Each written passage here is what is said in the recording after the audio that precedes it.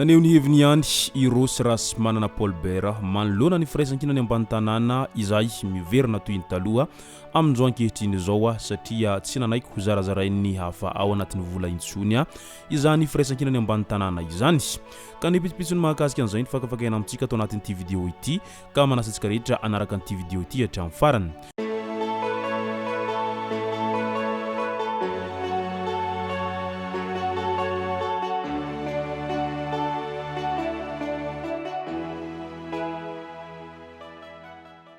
Ny tonga tsy miaraba hono na mantesitra ka dia faly miaraba isika rehetra mpanaraka tsy tabaka an'ity chaîne ity tenako amin'ity androandroany ity. Arakan'izay efa natsipiko zay dia ny mahakasika ny fanambarana izay nataony Rossy rasy manana izay efa solombavam-bahoaka tany amin'iny boribory tany fahevatriny talomo izany Rossy izany ary isan'ny mpanao politika mafana fo ihany koa no sady mpanakanto ny lehilahy. Raha tsy ivona ny tantara dia azo lazaina fa isan'ny solombavam-bahoaka izay tena manana ny maizy azy raha izany Rossy izany.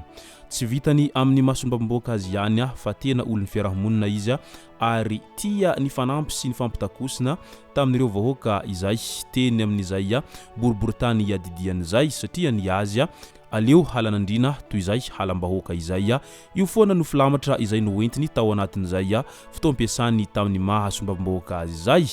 Ka ny teny ambany tanàna no tena isan'ny ny faniray tendro ary ny fanakaiky tamin'izany sombam-bahoaka Rossy izany fony izy mbola sombam-bahoaka tamin'izay fotoana izay ka tena nafana dia nafana ny ambiance izay ny fandraisany izy sy ireo ambany tanàna tamin'izay fotoana izay. Fa io moa zany noho ny fahafantarantsika ireny voka-pifidianana farany teo ireny dia tsy tafiditra tao anatin'izay ilany sombam-bahoaka intsony izany ny mpanakanto Rossy tao anatin'izany rehetra izany na dia mbola eo aza ny fitiavany hanohy amin'izay asa amin'ny mahasombam-bahoaka azy izay moa fomba ny miady tsy maintsy misy ny mandresy ary tsy maintsy misy ny resy izay.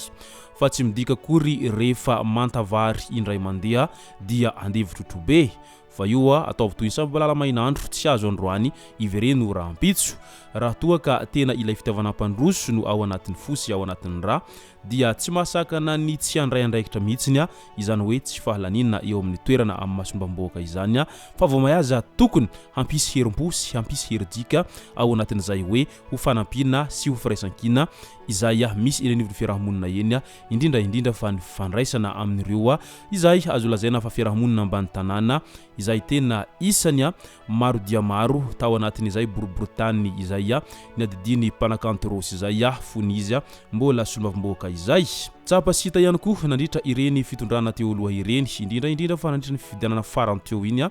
dia ny zarazara ry zareo tao ambany tanàna tao satria maro tamin'izy ireo moa no niditra nanao an'ireny dega maro isan-karazany tamin'ny fanakatsakana sy ny torabato ary ihany koa ny korontana izay ninana tao nandritra ireny filaharany ireo candidat C11 izay nanakana ny fifidianana filoham-pirenena ireny hitataratra tao anatin'izany ny torabato izay nataon'izy ireo ny fiaran'ny marika ravalomana moa tamin'izay fotoana izay na ihany koa ny toratoraka sy ny ady izay nataon'izy ireo tamin'ireo niaradia tamin'ireny candidat C11 ireny izay nidina andalambe ireny tao anatin'izany rehetra izany. Tsy inona moa ny antony nahatonga an'izany rehetra izany fa noho ilay volana zarazaraina tamin'izy ireo mba hanakorontana sy hanakantsakana an'ireo rehetra izay no heverina fa hanakantsakana ny tombotsoan'ny mpitondra sy ny fitondrana teo aloha ireo ka maro ireo gros bras izay no karamaina tamin'izany fotoana izany indrindra fa ireo gros bras ny ambany tanàna izay mora ny tambazana vola dia avy hatrany ny trotra ary nanakorontana tao anatin'izany rehetra izany.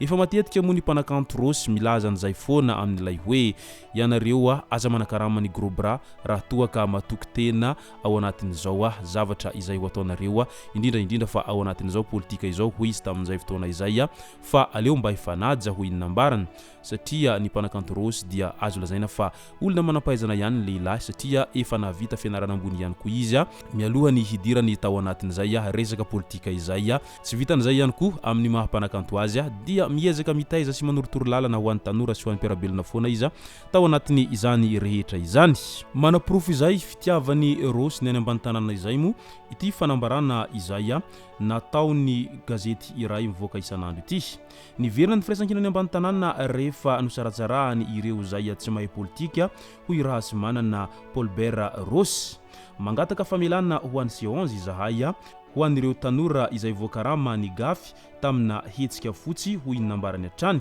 saingy ireo naniraka azy ireny no mila handraisana fepetra amin'izay mba tsy hamerina an'izay toetra ratsin'izy ireo izay intsony hoy izy no ny fahantrana no mahatonga an'ireo tanora teny ambany tanàna no nanao an'ireny zavatra ireny ary teo ihany koa ny tsindry izay nahazo azy ireo